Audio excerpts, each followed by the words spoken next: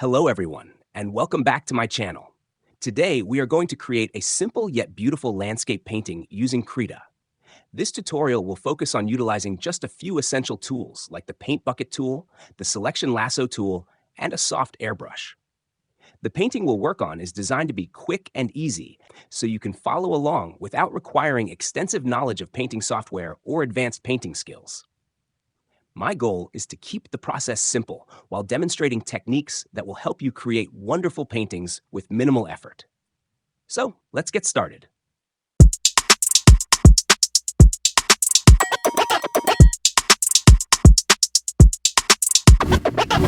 First, I've begun with a blank canvas set to A4 size in horizontal orientation. As always, we're going to start with the sketching phase. For sketching, I personally prefer using pencil brushes because they provide a very natural feel, and I really enjoy the texture they give. However, you're free to use any brush that you feel comfortable with for sketching. To ensure a good composition, we'll divide our canvas into 9 equal parts by drawing a grid. This helps us follow the rule of thirds, a basic principle of composition that allows us to place focal points in visually appealing spots on the canvas. In this painting, our focal point will be placed at one of the intersections of the grid lines. Specifically, we'll position the main mountain peak at the cross-section of the first grid lines. From there, we'll sketch a winding river that flows through the mountains and leads the viewer's eye across the composition. Next, I'm quickly sketching the overall shapes of the mountains.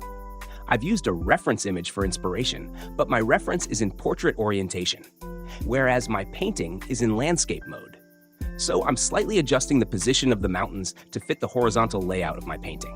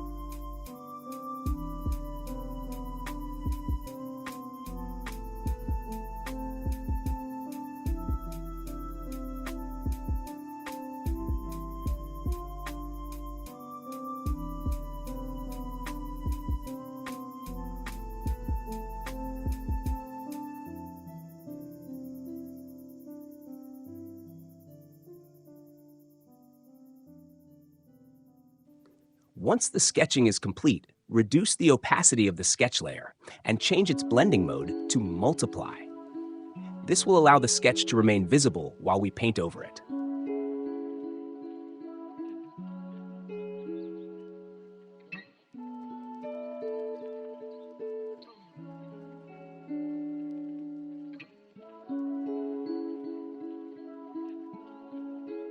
Then, create a new paint layer below the sketch layer.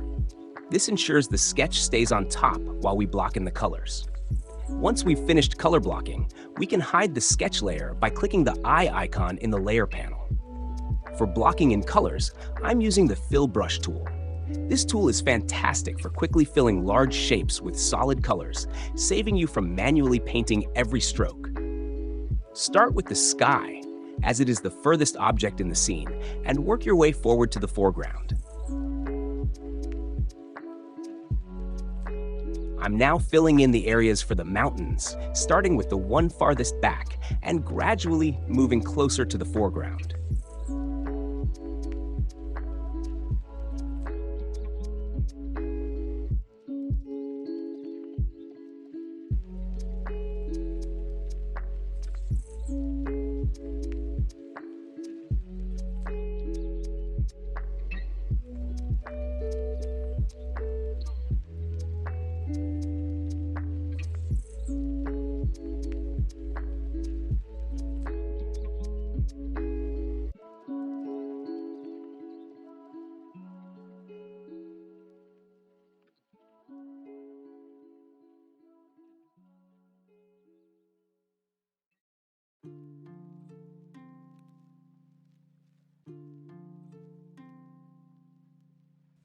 Remember to keep the river layer below the topmost mountain layers for a more natural look.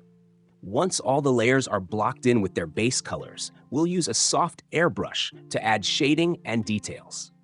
Here's where the lasso tool comes in handy. Select the areas you want to shade or highlight, and use soft brush strokes to fill in the desired tones. For shading the mountains, I'm using a spray shading pencil brush from the Sketch Press pack, which I've mentioned in my previous videos. If you're interested in downloading it, I've added the link in the description below.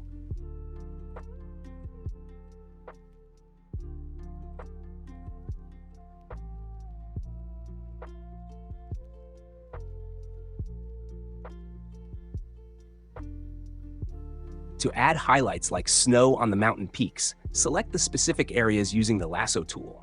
Press B to activate the brush tool, and gently fill the areas with white. Similarly, for shadowed areas, select parts of the mountains and paint them with a slightly darker tone of the base color. Repeat this process for all the mountain layers. Use the lasso tool to create selections and lightly paint the areas with the brush.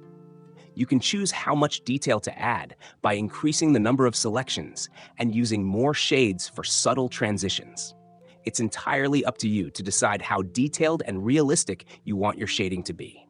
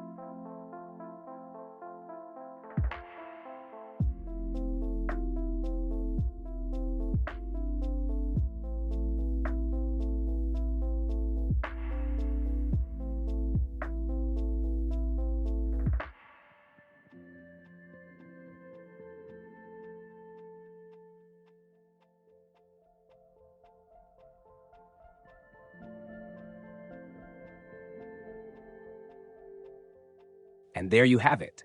Our landscape painting is ready.